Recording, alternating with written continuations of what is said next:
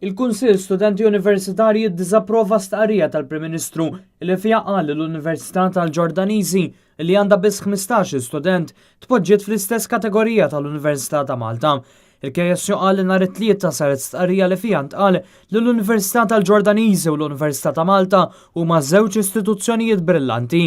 Il-KSU jemmen li l-paragun bejn iż-żewġ istituzzjonijiet inaqqas bil-kbir il-kredibilità tal-Università ta' Malta u ta' 12,000 student li jattendu fiha.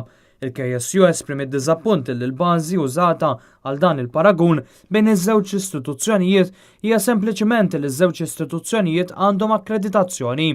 Dan meta l-Università ta' Malta għandha storja ta' suċċess bi gradwati li gradwaw minna waqt li l-Università tal-Gordanizi hija istituzzjoni fl-infanzja tagħha. Sadattant fi żvilupp dwar l-art taz-Zonqor il-maġġoranza tal-kunsilliera tal-Partit Laburista f'Marsa Skala ivvutaw kontra mozzjoni mresqa mill-kunsilliera tal-Partit Nazzjonalista li titlob lill-Gvern jirritorna l-art taz-Zonqor lura lin-nies. Waqt laqgħa tal-Kunsill Lokali ta' din il-ġimgħa l-kunsilliera f'isem il-Partit Nazzjonalista John Baptist Camilleri, Charlo Cassar u Sandro Gatt resqu mozzjoni li ssejjaħ lill-Gvern biex jieħu l-art mogħtija lil Sadin Group biex fuqha jibni l-Università Amerikana ta' Malta.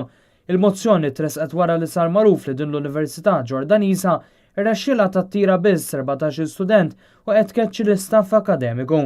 Fi stqarrija l-Partit Nazzjonalista qal li minkejja dawn il-fatti kollha, il-kunsilliera kollha tal-Partit Laburista ghajr għall-viċi sindku Qattart ivvotaw kontra mozzjoni mresqa mill-kunsilliera nazzjonalisti biex il-Gvern jintervjeni u jieħu lura l-art fiż-Zonqor qabel ikun tard wisq. Il-Partit Nazzjonalista temm jgħid li hija ħasra li l-Gvern ta' Joseph Muscat u l-maġġoranza Laburista f'Marsa Skala qed ikomplu jwebsu rashom kontra l-interess ta' residenti ta' Marsa Skala meta jidher ċar li l-Università ta' Sadin ma teħtieġ l-art fiż-Zonqor.